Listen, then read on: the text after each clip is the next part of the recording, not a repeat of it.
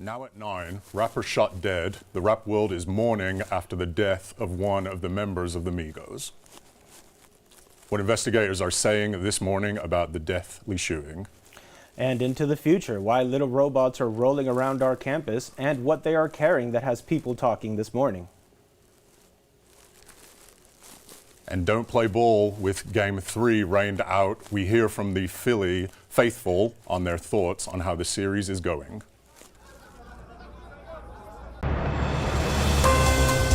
Now, news that matters to you on campus and beyond. Live. You're watching Studio G.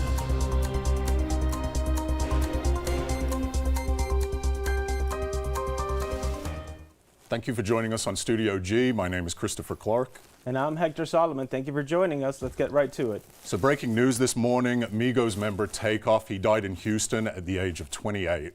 Houston police are saying that Takeoff was fatally shot at a private party in downtown Houston, which was attended by the rap group. 2 other people who were shot were taken to nearby hospitals, and police have not identified a suspect in the shooting. Migos is known here in Vegas as regular performers at Dre's nightclub at the Cromwell. This is still a developing case. We will bring you more updates when we get them. And the 42-year-old man who is accused of attacking Paul Pelosi, the husband of House Speaker Nancy Pelosi, is expected to be arraigned on state charges today. According to the U.S. Attorney's Office, David DePappy is facing charges for attempted kidnapping of a U.S. official.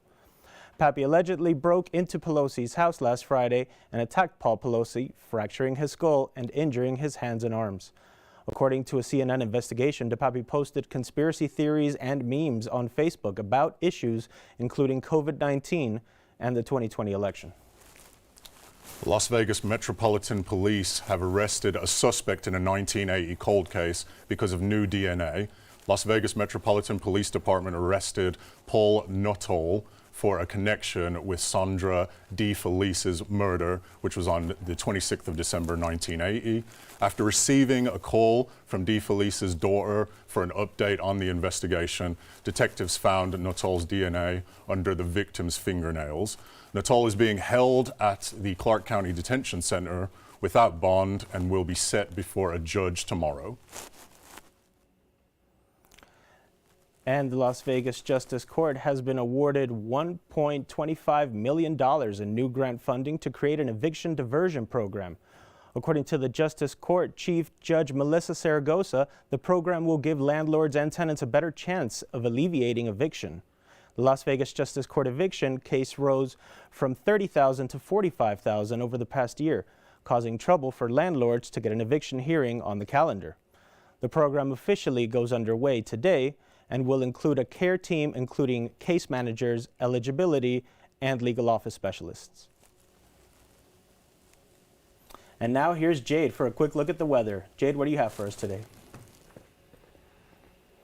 Thanks, Hector. And November is here and it is making a grand entrance, and we are starting off with a pretty sunny day with a high of 78 degrees and a wind speed of 8 miles per hour. Across the valley, we have temperatures that are in the low 60s, but those are going to rise as the day goes on, but it's not going to stay warm for that long. And we have a wild week of weather ahead of us. Stay with us for your 7-day and more. Guys, back to you.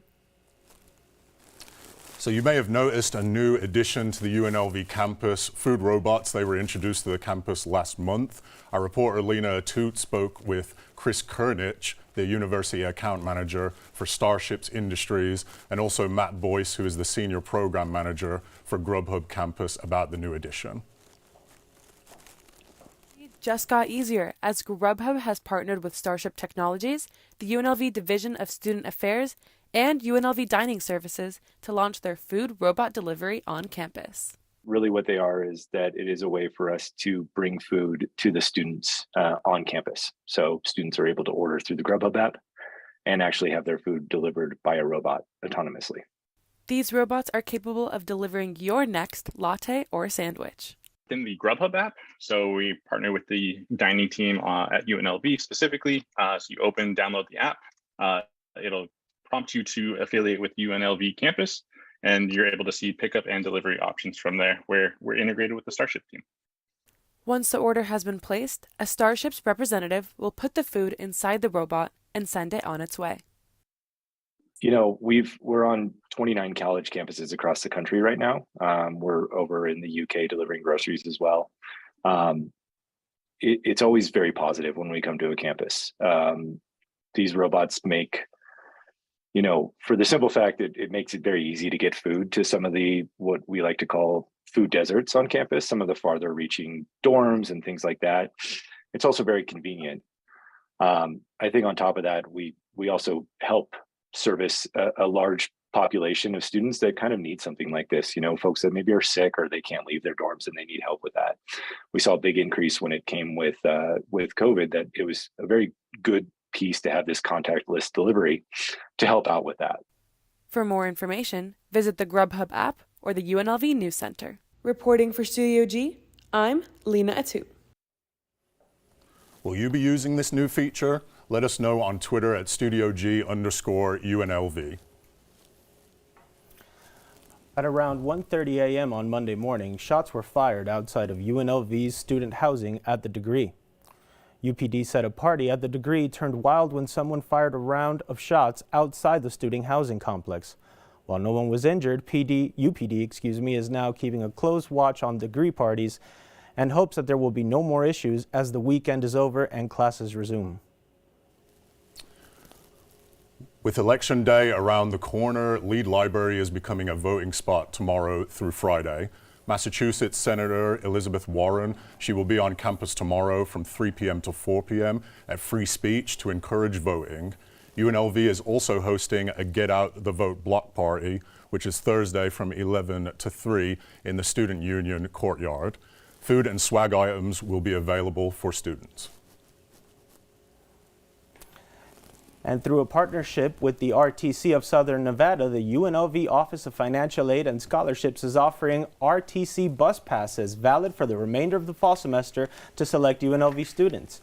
The need will be based on how often a student uses the bus and how far they will travel. If interested, it is required to complete the Google Doc form by Saturday, November the 5th. Students who receive the College Transit Pass will be required to download the Ride RTC app using the Rebel Mail address. You will be notified through email if selected. The World Series washed out. Ahead, we hear from fans and their plans to fight the rain on their parade. This is CJ, CEO of CJ's Produce. I'm the muscle, she's the brains. It works. My great-grandfather acquired Brantley Estates in the early 1950s. Mama Tia is my grandmother. She was actually the first in the family to get vaccinated. I was afraid. I came up with every excuse. My grandmother got her shot. I saw how strong she was. Why can't I? CJ needs his father to show him how to become a man. So I am fully vaccinated. I have somebody counting on me, so we made the leap. I'm an actor in an ad that was given 12 seconds to remind you that if you're high, just don't drive. Because if you feel different, you drive different. It's illegal to drive high everywhere anyway.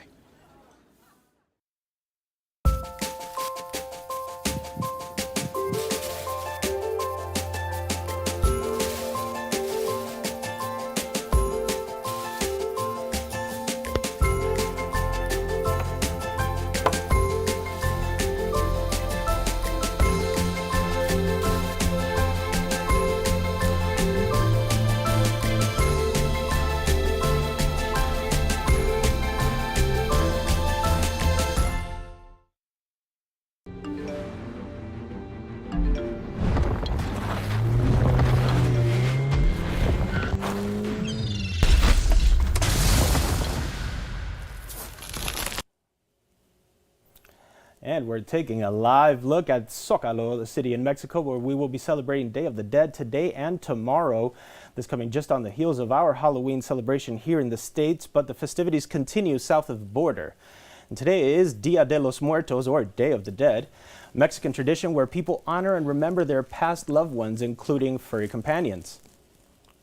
Mario Torres, owner of a pet shop in Mexico City, says a candle is a must. The light will help guide your four-legged friend to find their way back home. It's also important to place water and their favorite food, especially treats, Therese recommends adding their collar or any other memento you may have to the offering. And one item you won't want to leave out is your leftover jack-o'-lanterns. So according to the U.S. Department of Energy, pumpkins that end up rotting in landfills, they create methane gas as they decompose, which is a gas that plays a harmful part in climate change. So instead, consider composting the pumpkin, which will improve your soil and help your other plants.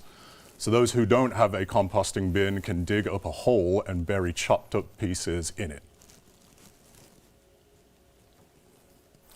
And it was a busy Sports Hall weekend in the Valley, and we'll kick things off with the Raiders. The Silver and Black headed to the Big Easy to face the New Orleans Saints, but there wasn't anything easy about this one. The Raiders were shut out in New Orleans 24-0, dropping a 2-5 on the year.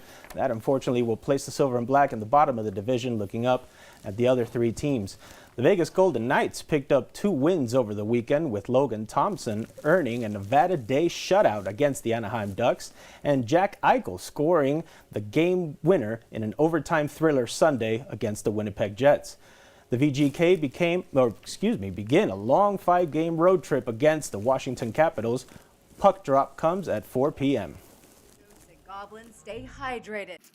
On the road, we got to make sure we balance rest with practice. We've had a lot of good practice time here, and some of that has to do with our schedule. We've been home, like yesterday. You know, today was going to be our 4th game in 6 days, but we felt we could have a good practice, bring lots of energy, and still have some in the tank tonight.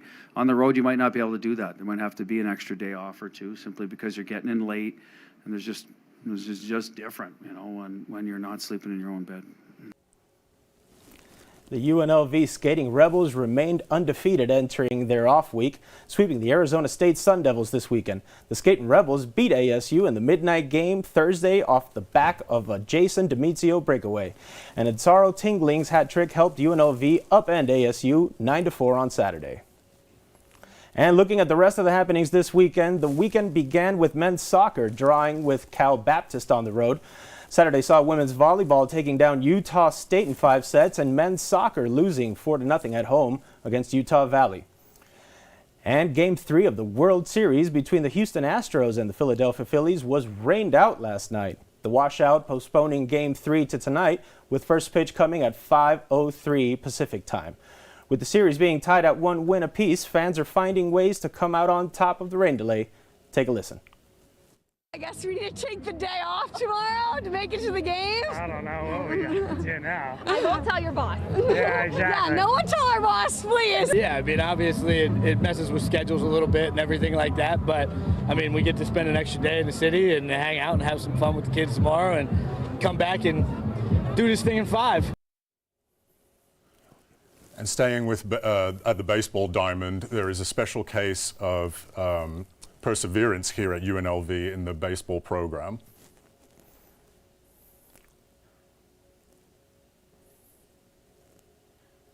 Mental.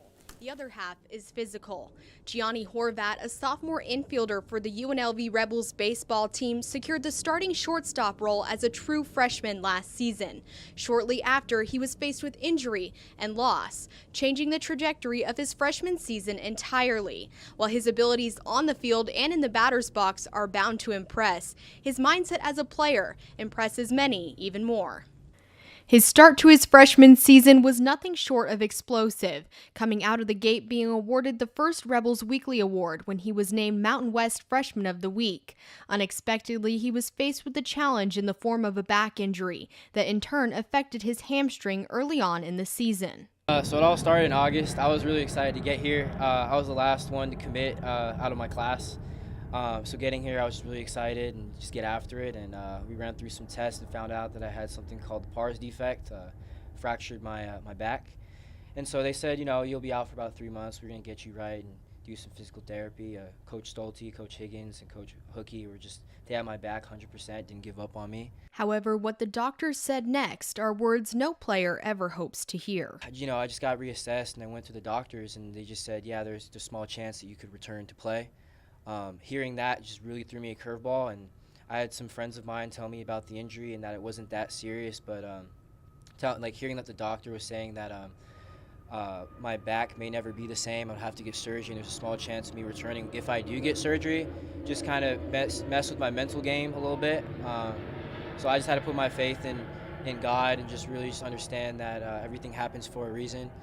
And, you know, I just had to really trust the process. And Oscar really took care of me, and I'm here now, and I'm healthy, so I'm happy to be here. Against all odds, he made a return before the conclusion of the season, making his way back into a starting role like he never left. Despite the challenges, his purpose for playing the game is simple. I think my why is family, honestly. Family and faith remain central to his purpose, while the necklace he wears helps him to feel connected to his late Uncle Volter, who passed just a few months ago. His mindset amidst adversity remains unique.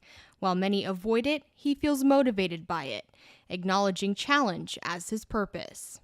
Also, I just love baseball. It's just the first sport I picked up, and it was just the one sport that I always had a hard time with, and I just wanted to be better at. Everybody is looking for an opportunity to play at Division I level or whatever level that you play at. Having an opportunity to even just touch the field is just a blessing. With the spring season approaching, his mindset is focused on a sense of gratitude to be back doing what he loves, and a sense of grit to overcome any challenge that comes his way.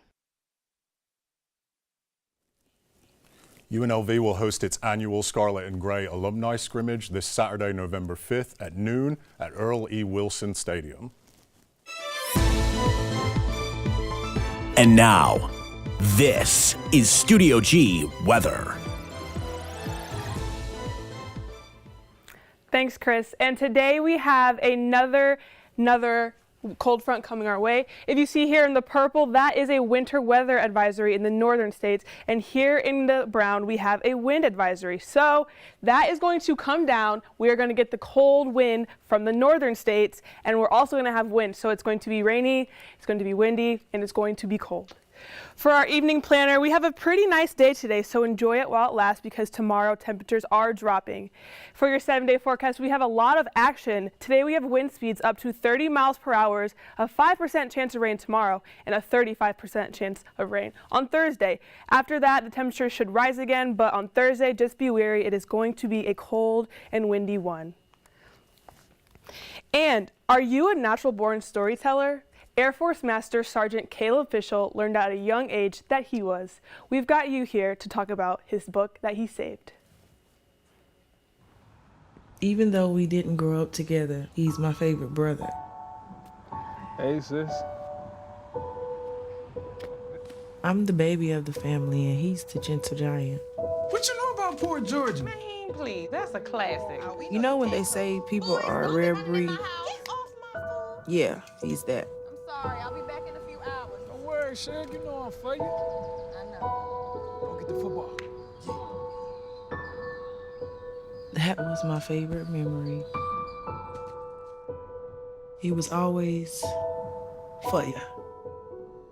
This is a true story of me, Bridget Floyd, and this guy, George Perry Floyd Jr., my big brother.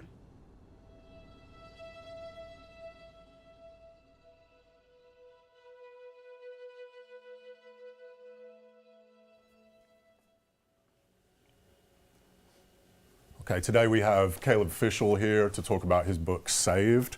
So, Caleb, just to start with, first of all, thank you for joining us today. Just tell the audience here just about like what the book is about. Well, the book is basically a tool that I noticed that families needed. Being a parent myself, it's hard to bring up some serious conversation with kids, so this is to help open dialogue.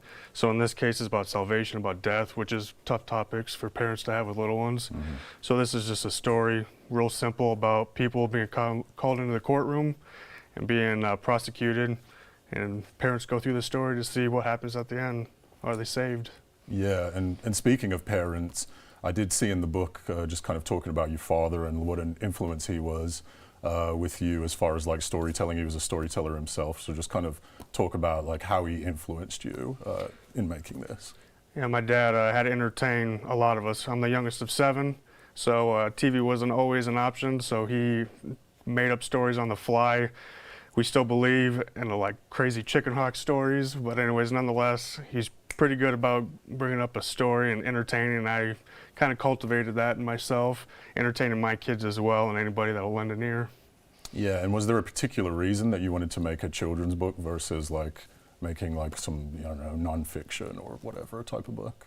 Yeah, being a father, I wanted something I could share with my kids, and I know like a lot of other parents have expressed like there's not too many mediums out there for them to use to bring up tough topics. So nonetheless, children's book just felt like it was a perfect avenue to attack a goal, and also something that I can share with the kiddos. Yeah, and then, you know, you've talked about you're a parent, obviously you're in the Air Force, you're a safety manager, so with all those responsibilities, like how did you get around to actually finding time to do this book, basically? Escaping.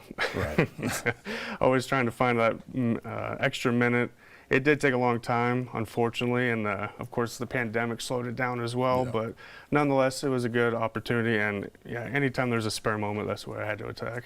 Yeah, and then obviously you are close to retirement as well, so do you see this kind of as like a long-term thing? I know you said you have 3 books, well, 2 books that are waiting to be released, so is this something that you're trying to continue? God willing, yeah, it'll be at least a hobby. May not be a further employment opportunity, but nonetheless, it'll be a hobby that I do want to pursue and keep going with. Yeah, for sure. And then just tell us, like, where can we find this book?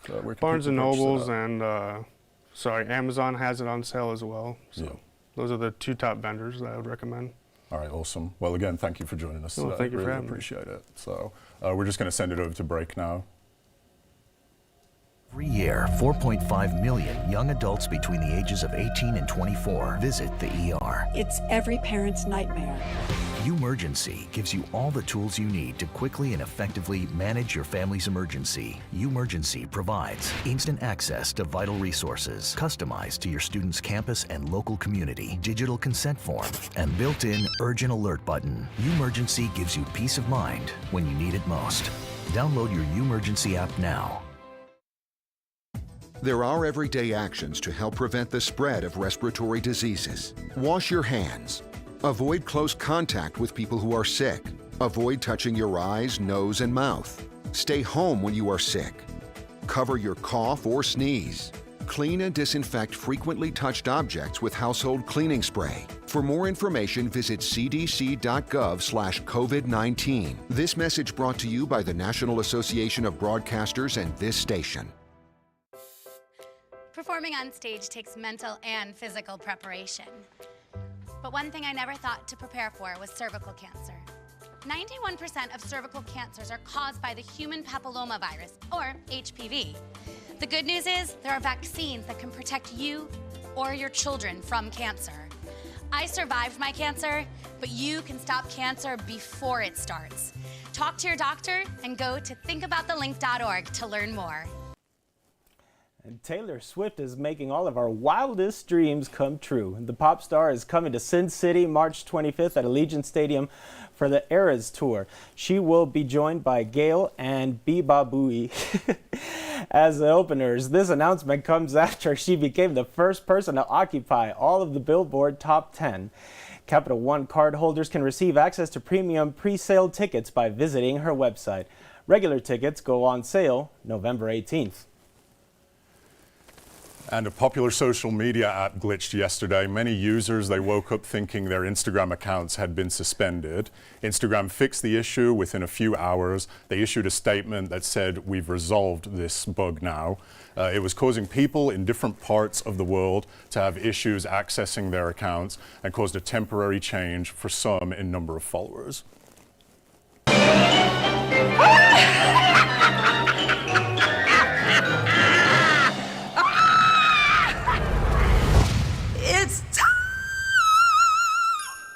And Mariah Carey is coming to town. As spooky season is over, Mariah Carey posted this video to signal the return of the holiday season. Her holiday hit, All I Want for Christmas Is You, was released 28 years ago. And I got to be honest, Chris, it might have been 28 years ago, but I still remember it as though it was yesterday because this song, every year, it seems like it gets played and it just rejuvenates the holiday spirit. Lets us know that we're back in the holiday season. But yeah, I mean, people find it annoying, but I love the song, to be honest. But yeah, thank you for joining us today on Studio G. And be sure to tune in for more news tomorrow morning, same time, same place. Thank you very much.